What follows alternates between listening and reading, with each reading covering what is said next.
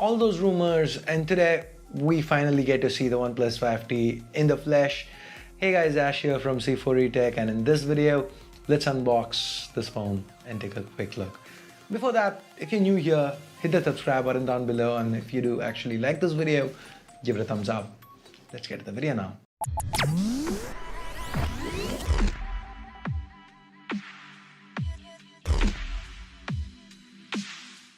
This time around, we've got a big box from OnePlus. Opening that up, never settle for 5 months.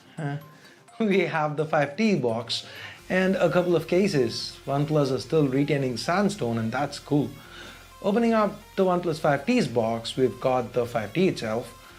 The fingerprint scanner is to the back now. Let's peel the plastic off. The USB here is that tall 18:9 display up front. It is covered with a screen protector here. We'll get to all that in a bit. Let's now see what else is there in the box. We've got the dash charge adapter, a USB Type-C cable, then there's the quick start guide, stickers, safety information booklet, a SIM ejector tool, and a soft case is included in the box as well. Sweet. So now let's get back to the OnePlus 5T and take a close look at it. The in-hand feel is remarkably similar to the OnePlus 5. The 5T is a tad taller, wider and thicker than the OnePlus 5, but it does sport a larger display this time around. The OnePlus 5T sports a 6.01-inch Full HD Plus Optic AMOLED panel. The aspect ratio, like I said, is 18:9, so we do get more screen real estate to play with. This panel seems fine, just like with the OnePlus 5, since the resolution is Full HD Plus, meaning we get 2160 pixels here instead of 1920 pixels on the OnePlus 5, so the pixel density remains around the 400 pixels per inch mark, which is amply sharp for most things we do. Sadly, we don't get any force scaling options, at least not yet, so expect black bars at times. Of course, Quad HD is always better for VR. We'll maybe get that with the OnePlus 6. Or 6T. Anyway, the panel seems fine, viewing angles, brightness, it is all as good as it was on the OnePlus 5. Talking about brightness, OnePlus have now introduced sunlight display here.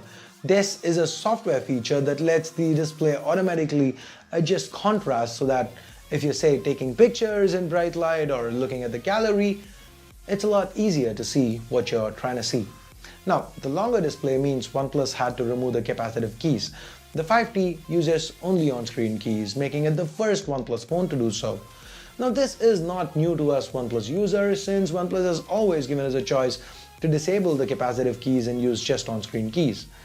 What is new to OnePlus users here is the fingerprint scanner being located to the back.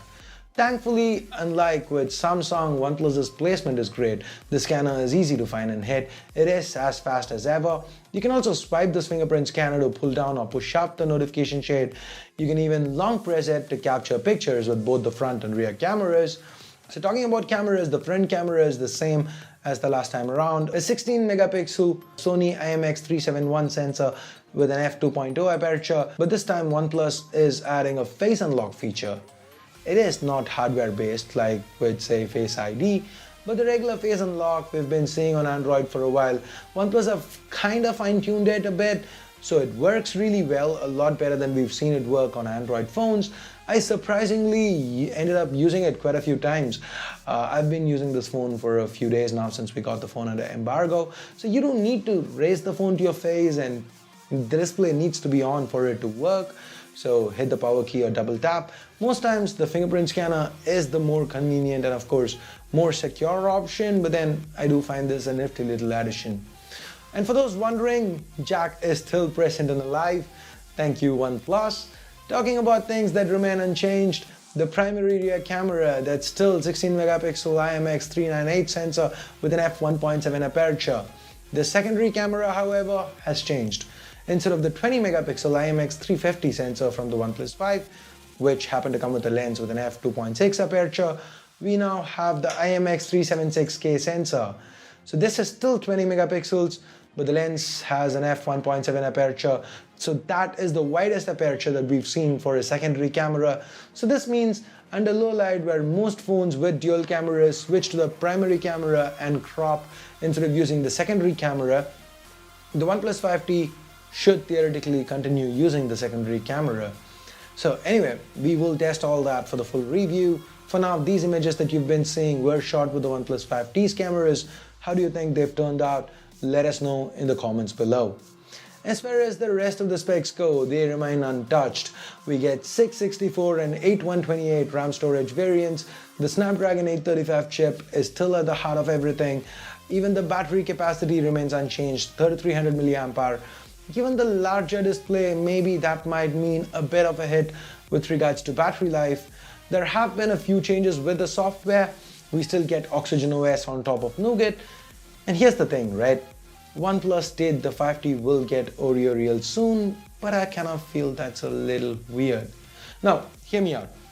So, when the OnePlus 3T came out, it came out with Marshmallow. A lot of phones had, or at least a few phones were getting Nougat back then.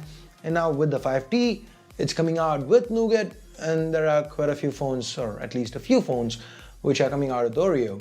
So, the 3T almost instantly got updated to Nougat.